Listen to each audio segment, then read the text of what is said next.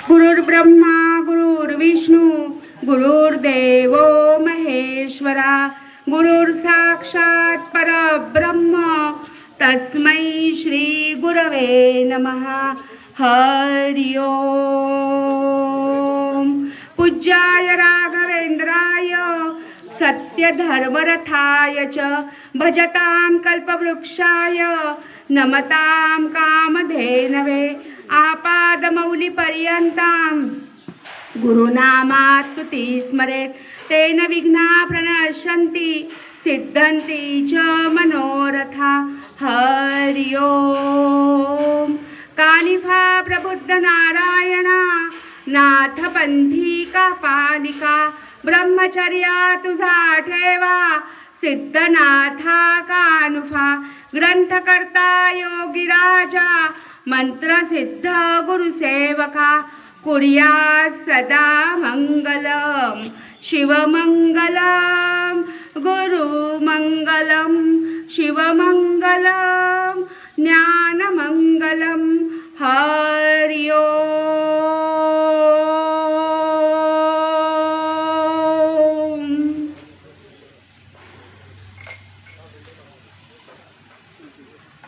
माझे सद्गुरू श्री देवेंद्रनाथ महाराज, माझे आई वडील आणि माझे सासू सासरे या सगळ्यांना वंदन करून आजची ही प्रवचन सेवा सुरू करते. आत्ता तुम्ही सगळ्यांनी जे होम हवन पाहिलं, हे होम हवन हा फक्त एक प्रतिमा सर्वसामान्य माणसांच्या पुढे असते. पण होम हवन म्हणजे काय हे आपल्याला कोणी शिकवलं, हे कोणी तयार केलं, ह्या सगळ्या गोष्टी समजून घेणं म्हणजे अध्यात्म समजून घेणं असतं. आणि म्हणून सत्संग आणि प्रवचन म्हणजे काय असतं? प्रवचन. प्रसन्न मनाने सद्गुरूंनी दिलेल्या वचनांचा आपण आचरणात आणणं, कानाने ऐकणं, त्याला प्रवचन असं म्हणतात. आणि सत्संग म्हणजे काय असतो? तर सत्संग म्हणजे सत्याचा, सद्विचारांचा संग म्हणजे असणारा सहवास, याला सत्संग असं म्हणतात. तुमच्या समोर हा एक जो फोटो आहे, हा सद्गुरू श्री देवेंद्रनाथांचा फोटो आहे. हा जो फोटो आहे हा सद्गुरू श्री देवेंद्रनाथांचा फोटो आहे. आता हे सद्गुरू श्री देवेंद्रनाथ महाराज कोण? ही जी भूमी आहे ही इतकी पवित्र आणि छान. दादा एक 5 मिनिटांनी द्या, आता मध्ये नाही प्लीज. तर ही जी अत्यंत पवित्र भूमी आहे, या पवित्र भूमीमध्ये आपण काल शंकर महाराजांचं दर्शन घेतलं.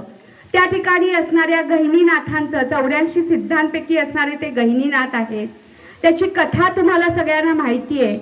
त्याचं दर्शन घेतलं. ही वास्तू इतकी पवित्र आहे, या वास्तूतल्या संवेदना इतक्या जबरदस्त आहेत की अशा या पवित्र वास्तूमध्ये असं हे पवित्र हवन होणं हा एक दुग्ध शर्करा योग आहे. मग हे हवन कोणी निर्माण केलं? तर तुमच्या समोर उभे असणारे या ठिकाणी सद्गुरू श्री देवेंद्रनाथांचा मधला फोटो बघा. हा सद्गुरू श्री देवेंद्रनाथांचा फोटो आहे. काल शंतनू दादा म्हणाले की तुमच्या गुरूंबद्दल माहिती सांगा. तर आम्ही या नाथ पंथात आम्ही नाही आलो, त्यांनी आम्हाला आणलं. आणि हे अशी ही विभूती कोण आहे की ज्यांनी हे हवन निर्माण केलं? तर हे पेशाने आर्किटेक्ट, ठाण्यात राहणारे उच्च शिक्षित घराण्यात ज्यांची नाथ संप्रदाय चालत आलेला आहे, अशी ही एक फार मोठी परंपरा, ज्यांना कानिफ नाथांचा अवतार मानलं जातं. असे हे ठाण्याचे रहिवासी, पेशाने आर्किटेक्ट. आणि एक दिवस तुम्ही पौंडेचारीचं तिथल्या अरविंद बाबूंचं नाव ऐकलं असेल, सुब्रमण्यमचं नाव ऐकलेलं असेल, तर त्यांच्या सहवासातल्यानी त्यांनी सांगितलं एक दिवस तुझ्या आयुष्यात अशी व्यक्ती येईल, गुरु येईल, मी काही तुझा गुरु नाहीये. आणि मग त्यांचे सद्गुरू वैष्णवी कर्नाटकातले राघवेंद्र स्वामी आहेत. आणि ते स्वतः शैवी नाथ संप्रदायी आहेत. ज्यावेळेस त्यांच्या आईकडे 2 साधू आले आणि म्हणाले, तुझ्या मुलाची मला भिक्षा दे, तेव्हा त्यांनी आपली मुलं त्यांना दिली आणि सांगितलं, हे नाथ संप्रदायाचं फार मोठं काम करतील. असे हे देवेंद्रनाथ यांचं पहिलं नाव आहे. आडनाव सुळे असं आहे आणि त्यांना देवेंद्रनाथ ही दीक्षा मिळालेली आहे. मग ही दीक्षा कशी मिळाली तर राघवेंद्र स्वामी जे कर्नाटकातले आहेत, शैव आणि वैष्णव यांचा एकत्र भाग या संप्रदायामध्ये आहे. मला माहिती आहे की ऊन वाढत चाललेलं आहे, पण या उन्हात तानात उभं राहून या आमच्या सद्गुरूंनी माऊलींनी जगाला नाथपंथ दाखवलेला आहे. त्यामुळे खरे चटके काय असतात या नाथांचा प्रचार करण्यासाठी ते आमच्या सद्गुरूंकडून आम्ही शिकलो. असे हे सद्गुरू देवेंद्रनाथ महाराजांना दृष्टांतात राघवेंद्र स्वामी आले आणि कर्नाटकात गेल्यावर त्यांनी स्वतःच्या हातात त्यांना समाधी घेऊन राघवेंद्र स्वामींना 350 वर्ष झालेली आहेत. ते वैष्णवी आहेत आणि देवेंद्रनाथ हे शैवी आहेत. त्यामुळे शैव आणि वैष्णव याचा एकत्र मिलाप हा नाथपंथात दिसतो. त्यामुळे आपण ही जी साधना केली ही शैव आणि वैष्णवी आहे. त्यांनी सगळं आयुष्य नाथपंथाला समर्पित दिलं. राघवेंद्र स्वामींनी त्यांना देवेंद्र ही दीक्षा दिली, थोडक्यात सांगते. आणि त्यानंतर मढी इथे कान्होबाची मढी मांडली जाते. रंगपंचमीला तिथे 5 लाखाची जत्रा भरली जाते. तेव्हा मढी अतिशय खेडेगाव होतं, पण त्या ठिकाणी मूर्ती पादुकांची स्थापना त्यांनी केली आणि हिंदू धर्मात जे मुसलमानांच्या तांब्यात होतं तिथनं बाहेर काढून कानिफनाथांचं मंदिर सगळ्यांसाठी खुलं केलं. ही नाथपंथातली फार मोठी चळवळ होती जी महाराष्ट्रातल्या या योगी पुरुषांनी केलेली आहे. आणि तसंच देवेंद्रनाथ फक्त भगवी वस्त्र घालून फिरत नव्हते, तर ते आर्किटेक्ट होते, तसंच ते ज्ञानयोगी होते. नाथपंथ हा सगळ्यांना समजावा यासाठी या योगी पुरुषाने भारतभर सगळ्या ग्रंथालयात फिरले, नाथांची हस्तलिखित गोळा केली. ही साधना म्हणजे काय असतं हे समजण्यासाठी हस्तलिखित काढली. आणि सगळ्यात महत्वाची गोष्ट, ही साधना करताना अनुभूतीतून येणाऱ्या सगळ्या गोष्टी थोड्याशा साधकांसाठी लिहिल्या. आणि नवनाथ भक्तिसार हा ग्रंथ जे सगळे वाचतात त्यात 40 अध्याय आहेत. या 40 अध्यायातल्या प्रत्येक गोष्ट बारीक बारीक उलगडून या सिद्धयोगी पुरुषाने 40 मराठी लघुकथा लिहिल्या की नाथपंथ काय आहे हे लोकांना ज्ञानाच्या माध्यमातून कळावं. नाथपोथीमध्ये तुमच्या लक्षात येईल 40 अध्यायांमध्ये दत्तात्रेयांपासून चौरंगी नाथांपर्यंत प्रत्येक नाथांचे संवाद आहेत. हे संवाद शुद्ध मराठीत यांनी त्यांच्या सिद्धवाणीतून कवितेच्या स्वरूपात नाही तर साध्या गद्य धड्यासारख्या स्वरूपात कथेच्या माध्यमातून लिहिलेलं अखिल भारतातलं हे पहिलं मराठीतलं दालन त्यांनी उघडं केलं. आणि सिद्ध गीतं लिहिली. सिद्ध गीतं म्हणजे कोणती गीतं तर सिद्ध गीतं म्हणजे जिथे जिथे ते नाथांच्या दर्शनाला गेले तिथे जसे त्यांना नाथ दिसले, नाथांनी त्यांना जे कार्य करून दिलं त्याच्यावर त्यांनी गीतं लिहिली. नाथ संप्रदायातली मराठीची ज्ञानाची सेवा करणारे हे महाराष्ट्रातले हे एकमेव सिद्ध पुरुष जे आमचे सद्गुरू आहेत. आम्ही त्यांना गुरु नाही केलं, त्यांनी आम्हाला शिष्य केलं. आणि त्यांच्या गादीवर असणारे पीठाधिपती आज तेही नाहीयेत, पण त्यांच्या सत्संगातनं शाबरी म्हणजे काय असतं, सिद्ध काव्य म्हणजे काय असतं ते आम्ही शिकलो. आपला जन्म हा मानवी जन्म सहज नाही मिळतो. आपल्याला 84 लक्ष योनी आपण फिरून येतो तेव्हा मानवी जन्म प्राप्त होतो. पण या देहाला सतेज करण्यासाठी खरं अध्यात्म काय, खरं जीवन काय, खरी साधना काय हे आमच्या सिद्ध देवेंद्रनाथांनी शिकवलं आणि त्यांच्या गादीवर असणाऱ्या पीठाधी खगेंद्रनाथांनी शिकवलं. मगाशी ही जी साधना सुरू झाली प्रत्येक ठिकाणी ते दिसत होते. कारण जिथे जिथे त्यांनी दिलेलं हवन येतं तिथे त्यांना यावंच लागतं. नाथ पंथात ला खूप महत्व आहे. आता हे हवन जे मघासपासून इथे उपस्थित असणारे अनेक जण मनापासून श्रवण करत होते, सहभाग घेत होते, मनाला एक समाधान येत होतं. मनातले सगळे विचार आणि विकल्प त्याच्यात जळून गेले. आणि हे हवन म्हणजे काय 2 मिनिटात सांगते, हे कळलं पाहिजे आपल्याला. कारण आपण जेव्हा हे घेतो तेव्हा केवळ हवन या एका प्रतिमेतून बघू नका, हा एक अभ्यास आहे. आमचे गुरुवारी आम्हाला सांगायचे, तुम्ही या शाळेत प्रवेश घेतलाय, आपण अभ्यासक्रम करून मार्कशीट मिळवतो, पण हा अभ्यासक्रम करतो तेव्हा आपल्या जीवनाची मार्कशीट ते लिहित असतात. ते कुठेही इंटरव्ह्यूला दाखवले जात नाही, तर ते आदिशक्तीच्या रूपात तिथे कायम असतात. नाथपंथाची साधना म्हणजे एका व्यक्तीची, एका विभूतीची साधना नसते, ते एका गुरु बरोबर परात्पर गुरूंची साधना असते. म्हणून ही साधना करताना सुरुवातीला आपण काय केलं? पादुका पूजन केलं. बरोबर समजून घ्या, क्रमबद्ध समजून घ्या. डिटेल समजायला वेगवेगळे वर्ग असतात, शिबिरं असतात. तर हे पादुका पूजन म्हणजे काय आहे? तर ज्यावेळेस दत्तात्रयांच्या दत्त संप्रदायामध्ये मूर्ती तोडल्या जात होत्या, मुसलमानांचं सावट होतं, सगळ्याची तोडमोड केली जात होती, बायकांची विटंबना केली जात होती, मग साधना करून लोकांसमोर आदर्श कसे ठेवायचे?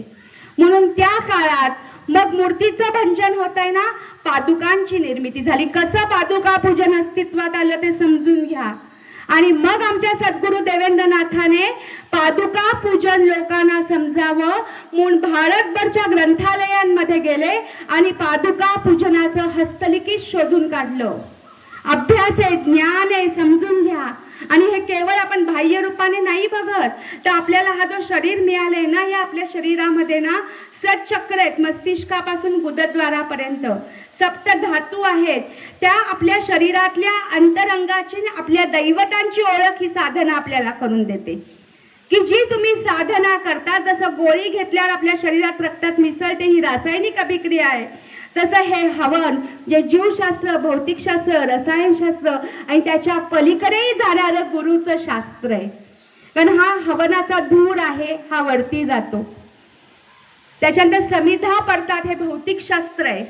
या ठिकाणी ही राख नाहीये, ही भस्म आहे. स्मशानात असते ती राख असते, राखाने भांडी सुद्धा घासली जातात. पण या विभूतीने आपल्या सर्वांगाचं मन, शरीर आणि पंचेंद्रिय आणि आपली ज्ञानेंद्रिय शुद्ध होत जातात. म्हणून त्याला भस्म म्हटलं जातं, म्हणून त्याला विभूती म्हटली जाते. विभूतीचा अर्थ काय? ज्या विशुद्ध मनाने, चांगल्या मनाने, ज्या गुरूंनी आम्हाला हे दिलं, ज्या हस्ताने दिलं, त्याच्यात त्यांची तपश्चर्या ओतली आहे, म्हणून त्याला विभूती असं म्हटलं जातं. आणि अशी ही विभूती दिली आहे. हे साधना सुरुवातीला पादुका पूजन केलं जातं आणि म्हणून दत्त संप्रदायापासून पुढे पादुका पूजन आलं. आणि पादुका पूजन म्हणजे त्याला 2 अंगठे बघा, 5 बोटं नाही आहेत ना, हे आत्मा आणि परमात्म्याचं मिलन आहे. आपण 2 फुलवात्या लावतो, 2 वाती लावतो, तसं हे पादुका पूजन आत्मा परमात्म्याचं मिलन आहे. आणि त्यात ज्ञान काय आहे, त्यात विज्ञान काय आहे, ते आम्हाला यांनी शिकवलं. नंतर सगळ्या तिथे विडे मांडलेत. लोकांना कळत नाही एवढे विडे कशासाठी मांडायचे, एवढी पानं कशासाठी मांडायची. तर ते प्रत्येक देवतांना केलेलं आव्हान आहे. नवनाथांना बोलवलंय. असं जर आपण सगळ्या देवतांना बोलवलं, ते उभे राहिले, तर त्यांचं तेज तुम्हाला आम्हाला सहन होईल का? होऊन आता नाही होत, तर त्यांचं कसं होईल? म्हणून आपण सुपारीच्या माध्यमातून त्यांना बोलवतो. तिथे ज्या सुपाऱ्या ठेवल्यात त्या हृदय कमल, आपल्या छातीच्या इथलं स्थान आहे, गुरुचं स्थान आहे, म्हणून ती इथे लावतो आणि आवाहनम करिष्यामी, आवाहनम करिष्यामी म्हणतो आणि त्या गुरुदेवतांना तिथे स्थापित करतो. त्यांना हळद कुंकू लावून पूजा करतो, त्याचा स्वाहाकार करतो, म्हणजे पाहुणचार करतो. आपल्या घरात कोणी आल्यावर आपण त्यांना या म्हणतो, बसा म्हणतो, पाणी देतो, त्यांचा पाहुणचार करतो. तसं आपण देवतांना बोलवलंय तेव्हा त्यांचा पाहुणचार करत असतो. स्वाहाकार, तुपाचा स्वाहाकार करत असतो. त्याच्यानंतर गायत्री मंत्र हा सगळ्या अध्यात्मातल्या साधनेचं मूळ आहे. ओम भूर्भुवः स्वः हे जे आपण म्हणतो, त्याच्यात 3 प्रणवाची गायत्री आणि 5 प्रणवाची गायत्री आमच्या गुरुंनी दिली. गायत्री देवतेला आव्हान करतो, नवनाथांना आव्हान करतो. तुम्ही जर सगळे मंत्र मगाशी म्हटलेले ऐकले असते, तर गोरक्षनाथांचे मंत्र आहेत, शाबरी मंत्र आहेत, जे दत्तात्रेयांनी मच्छिंद्रनाथांना सांगितलं की तू शाबरी मंत्राची स्थापना कर. का कर? तर या जगताच्या उद्धारासाठी कर. म्हणून ते मंत्र आहेत. हनुमानजींची साधना काय आहे? का घेतली देवेंद्रनाथांनी? हनुमान चालीसा नाही घेतली, हनुमान कवच घेतलं. कवच शब्द घ्या, जे तुम्हाला सुरक्षित करतं असं हनुमान कवच घेतलं. आणि सर्वसामान्य माणसाला कितीही अध्यात्म केलं तरी पैशाची गरज असते, पैशाशिवाय काहीच पान हलत नाही. म्हणून श्रीसूक्त घेतलं. म्हणजे शिव आणि विष्णूचं ऐक्य असणारं असं हरिहराचं हे ऐक्य आहे. आणि म्हणून नाथपंथांपासून आलेला हा सगळा भाग रामकृष्ण हरी या मंत्रापर्यंत येऊन पोचतो आणि विठ्ठल विठ्ठल या नामात तो एकरूप होतो. आणि म्हणून हा जो नाथपंथ आहे, या नाथपंथात वेगळं असं काही नाही. मगाशी तुम्हाला सांगितलं तसं गैरसमजात अडकू नका. हा जादू टोणा नाही, हे शुद्ध विज्ञान. आणि विज्ञान थांबतं तिथे गुरुचं वचन सुरू राहतं आणि ते वचन आपल्या जीवनाला खऱ्या अर्थाने उच्च पातळीवर नेतं. सगळ्यात महत्त्वाचा एक भाग तुम्हाला सांगते. लोक हल्ली बाहेर असा अपप्रचार पसरवतात की गुरुचरित्र बायकांनी वाचायचं नाही, नाथपोथी बायकांनी वाचायची. ते थोतांड आहे. स्त्री आणि पुरुष यांच्या ऐक्यातनं जिथे ही सृष्टी निर्माण होते तिथे स्त्री कालबाह्य बाजूला कशी होईल? होणारच नाही ना. फक्त पुरुष संस्कृती राहिला सृष्टी निर्माणच होणार नाही. आणि याचं सुंदर वर्णन गुरुचरित्रामध्ये दत्तात्रेयाने लिहून ठेवलेलं आहे. प्रत्येक गोष्ट दिले. ज्ञान आहे ते केवळ पोथी पारायण आणि आध्यात्मिक म्हणून बघू नका. त्यांना वेळ नव्हतं लागलं. एवढे वर्ष का टिकलंय? केवळ अध्यात्म म्हणून नाही टिकलंय. मानवानी जीवन कसं जगायचं हे सांगणारी ती विद्यापीठ आहेत. त्यामुळे मंदिरात स्त्रियांनी जाऊ नये, नाथपोथी स्त्रियांनी वाचू नये, हे सगळं थोटांड आहे. हे काढा मनातनं. आदिशक्तीची ती पूजा आहे. म्हणून नाथ संप्रदायात गोरक्षनाथांची विमलाबाई म्हणून एक फार मोठी योगिनी होती.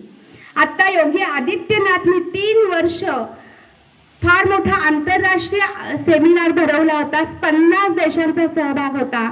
त्यात दैवी कृपेतून आणि गुरुकृपेतून नाथ पंथातील स्त्रिया ह्याच्यावर योगदान देण्याचा योग मला आला. तेव्हा ही जी नवनाथ पोथी आहे त्यामध्ये मैनावतीचा उल्लेख आहे. गोपीचंद राजाची आई, कसा त्यांनी गोपीचंद राजा आणि त्यांचे गुरु कोण? जालिंदरनाथ. संत मुक्ताबाई फार मोठ्या नाथ योगिनी, ज्या ज्ञानेश्वरांच्या भगिनी होत्या. चांगदेवांचं गर्वहरण केलं 1400 वर्ष, म्हणून चांगदेव 65 निर्माण झाली आहे. तुमच्या जनाबाई नामयाची दासी म्हटलं जातं. फार मोठी संत साहित्यातील ही. वेणाबाई आहेत रामदासांच्या. कोण नाही आहेत? बहिणाबाई तुकारामांच्या शिष्य आहेत. या ठिकाणी स्त्रियांचा सहभाग खूप खूप मोठा आहे. आणि तशाच एकदा ज्ञानेश्वर आणि नामदेव जेव्हा विठोबाच्या दर्शनाला पंढरपूरला गेले तेव्हा एक बाई म्हणून एका त्याच्यातल्या संत योगिनीला वरती जाता आलं नाही दर्शनाला. ती विठ्ठलाला आळवू लागली. भागूबाई नाव तिचं. ती विठ्ठला, मी बाई म्हणून तुम्हाला बोलवलं, घेतलं नाही का रे? बरोबर. अंतःकरणातली प्रार्थना त्या विठुरायापाशी गेली. आणि नंतरचं तिचं पुढचं जर काव्य तुम्ही ऐकलं तर ती म्हणते, मी घोष केला या विठुरायाचा, विठुराय माझं खांद्यावरी घेऊन गेले. म्हणजे त्याच्यातनं विठुराय बाहेर आले आणि त्यांच्या दरबारात या भागूबाईला पहिलं दर्शन दिलं. तेव्हा गुरु की शक्ती मेरी भक्ती खुले मंत्र ईश्वरी वाचा, हा स्त्री जाती पुरुष धर्म आणि कोणत्याही जातीच्या पलीकडे जाणारा असा अभंग असा हा अनाहत नाद आहे. एकदा का तुम्ही नाथपंथात आलात की तुम्हाला जगणं वेगळं राहतच नाही, तोच तुमचा श्वास राहतो. म्हणून ओम द्राम दत्तात्रयाय नमः, ओम द्राम दत्तात्रयाय नमः, ओम द्राम दत्तात्रयाय नमः. हा जो मंत्र आहे तो कोणता आहे? तो गोरक्षनाथांनी गोरक्ष किमयागार नावाचा एक ग्रंथ लिहिला. तो खूप कमी अस्तित्वात आहे पण त्यातला हा महान मंत्र आहे. द्राम दत्तात्रयाय नमः. सगळ्या दैवतांना आणि सगळ्या जगातल्या जी विभूती आहेत हनुमानजींपासून सगळ्यांना या साधनेच्या इथे यावं लागतं, कारण ते गुरुचे शब्द असतात. त्यामुळे एक ही नाथपंथी साधना केली की 33 देवतांच्या पलीकडे नेणारी ही तुमची साधना आहे आणि ही आम्हाला नाथांच्या परंपरेने शिकवली. आदिनाथ सकल गुरूंचा मच्छिंद्र तयाचा मुख्य शिष्य, मच्छिंद्राने बोध केला गोरक्षासी, गोरक्ष बदले गहिनी नाथा, गहिनी सांगे ज्ञाननाथा, अशी ती परंपरा पुढे येत गेली. आणि म्हणून नाथपंथी साधना करा, ज्ञानेश्वरी वाचा. सोपी ज्ञानेश्वरी असेल तर पावश्या स्वामी स्वरूपानंदांची अभंग ज्ञानेश्वरी वाचा. सोप्पा अर्थ आहे. तुम्ही पावसला जाऊन बसलात तर तुमच्या लक्षात येईल तिथे प्रत्येक जण फक्त अभंग ज्ञानेश्वरी वाचतो आणि ती वाचताना त्यांच्या मनातली उत्तरं त्यांना मिळत जातात. हे साधना आहे. ही साधना कधीही तुपाचा दिवा लावून केला तुम्हाला त्याचं नक्कीच उत्तर मिळत जातं. त्यामुळे नाथपंथात अग्नीला खूप महत्त्व आहे. त्यामुळे आपण ही साधना केली आणि शंकर महाराज, देवेंद्रनाथ महाराज यांचे खूप जवळचे संबंध होते. इथे गहिनीनाथांच्या पादुका 84 सिद्ध हे नाथपंथातले फार मोठे सिद्ध होऊन गेलेले आहेत. त्याच्यातल्या एक जणांची समाधीस्थान इथे आहे. त्यामुळे इथे जे रेग्युलर साधनेला येतात, नमस्कार करतात, तेवढ्या मोठ्या सत्संगात तुम्ही राहता. अशीच सेवा करत राहा. कुठल्या तरी पूर्वजन्मातले ऋणानुभव आहेत, नातं आहेत म्हणून तुम्ही इथे येता. तुम्ही आम्ही कधी या जगात कशाला भेटलो असतो, पण ह्या नाथ माऊलींनी तुम्हाला आम्हाला एकत्र आणलं.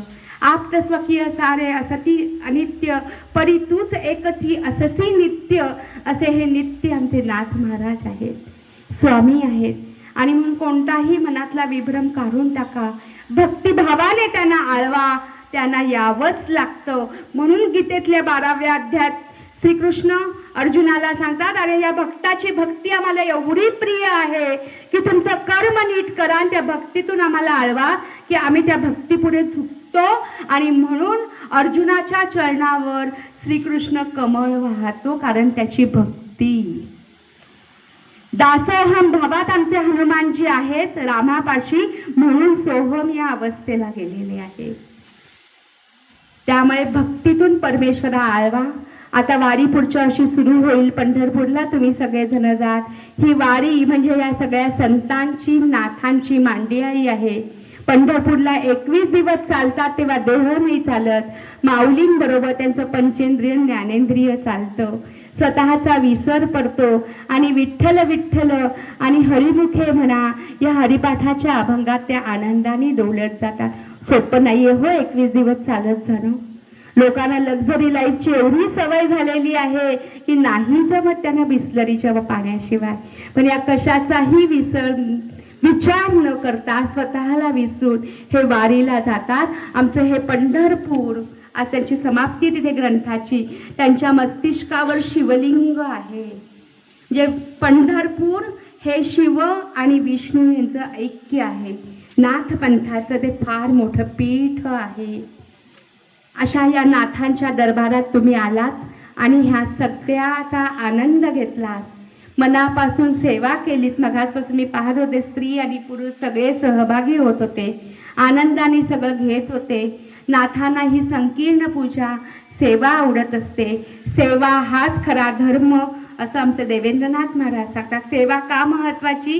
सेवेत अहंकार नसतो, वाकलं जातं, मी माझ्या गुरूंसाठी करतोय ही भावना असते. त्याला श्रीकृष्णाने संकीर्ण पूजा असं म्हटलेलं आहे. त्यामुळे सेवेत राहा, मेवा ते देतात. मनात संकल्प करा, विकल्प आपोआप गळून जातात. आणि मनापासून त्यांच्या साधनेत राहा, पण कर्तव्य आणि कर्माला मात्र शुद्धता द्या. तुम्हाला ते कुठे नेतात तुम्हाला सुद्धा कळत नाही. मनाला निर्विकल्प बनवायचं आणि पवित्र बनवण्याचं साधन म्हणजे हवनकुंड आणि आपल्या गुरूंची सेवा आहे. अशा या गुरूंच्या साधनेत तुम्ही आहात आणि आजचा हा सोहळा आनंदाने श्रवण केला. नवविधा भक्तीला खूप महत्त्व आहे. कोणी श्रवण करतं, कोणी कीर्तन करतं, कोणी प्रवचन करतं, कोणी पाद्यपूजन करतं, तर पाद्य सेवन करतं. म्हणून संत नामदेवांनी सांगितलेली आणि रामदास स्वामींनी सांगितलेली नवविधा भक्ती आचरणात आणा आणि या भगवंताच्या सेवेत राहा. अशा या भगवंताच्या सेवेचा तुम्हाला आनंद मिळाला तसा इतरांनाही द्या. हे सगळं सांगत असताना जर काही कुठे चुकले असेल तर ते माझं असेल. आणि चांगलं असेल ते माझ्या गुरुमाऊलींचं आहे, त्यांचं त्यांना ते अर्पण करते. जय गुरुमाऊली. आदेश आदेश आदेश.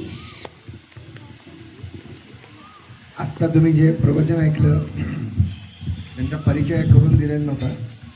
डॉक्टर राधिका गुप्ते, नाट्यसंप्रदायावरची PhD, ठाणा कॉलेजला प्राध्यापक. आत्ता 30 वर्षाच्या एज्युकेशन फील्डमधून कार्य त्यांचं हे म्हणून गौरव युनिव्हर्सिटी ऑफ सेंट्रल अमेरिका त्यांनी आत्ताच डिलीट दिली, मानद डिलीट दिली. 700च्या वर प्रवचन झालेले महाराष्ट्राच्या बाहेर. विविध ऑनलाईन प्लॅटफॉर्म जे आहेत, महाराष्ट्र टाइम्स, लोकमत किंवा असे जे प्लॅटफॉर्म्स आहेत त्या प्लॅटफॉर्मवर प्रवचनं आणि सत्संग विनामूल्य चालू असतं. आणि नाथसंप्रदायाच्या ह्या फार मोठ्या संशोधक पंडित दीनदयाळ उपाध्याय जे आपलं गोरखपूरचं विद्यापीठ आहे त्याचा जो अभ्यासक्रम आहे त्या अभ्यासक्रमाच्या करिक्युलमच्या ह्याच्यावर सुद्धा त्यांची निवड झालेली आहे. आणि विविध ठिकाणी त्यांचे प्रवचन आणि हे नाथसंप्रदाय चालू असतं. आपल्याला प्रत्येक बऱ्याच वेळा माहिती नसते की आपल्यासमोर बोलणारा वक्ता कोण आहे. पण मी त्यांचा परिचय करून देईन. जय गुरुवारी. तुमच्यासमोर ज्याने हवन केलं ते माझे मिस्टर पती सुनील गुप्ते. हे BMC फूड डिपार्टमेंटला ऑफिसर आहेत. आणि नाथपंथाचा प्रचार आणि प्रसार आणि साधनेसाठीच भगवंतांनी आम्हाला एकत्र आणलं. आणि ही मनापासून आमच्या नाथांच्या गुरूंची सेवा म्हणून ते करून घेतात. आणि ते करून घेतात म्हणून वेगवेगळ्या ठिकाणी जाता येतं आणि या सेवेचा आनंद मिळतो. आमच्याबरोबर असणारे हे सगळे जे गुरुबंधू आहेत, प्रशांत आहेत, अडसूळ आहेत, मसूरकर काका आहेत, दीपेश दादा आहेत, हे सगळे स्वामी समर्थ शंकर महाराज नवनाथांच्या सगळ्या परिवारातले आहेत. पण त्यांनाही याचा एक चांगला आनंद मिळत गेला, अनुभूती येत गेली. आणि मग त्यांनी सुद्धा सलेंडर वृत्तीने या सगळ्यात सहभाग घेत आला. म्हणून आमच्याबरोबर सगळीकडे ते पण असतात आणि आनंदाने सेवाभावी वृत्तीतून सहभागी होतात. तर कोणाला सहभागी करून घ्यायचं हे सुद्धा नाथच ठरवत असतात, आपल्या हातात नसतं. जय गुरु गौरी. आदेश.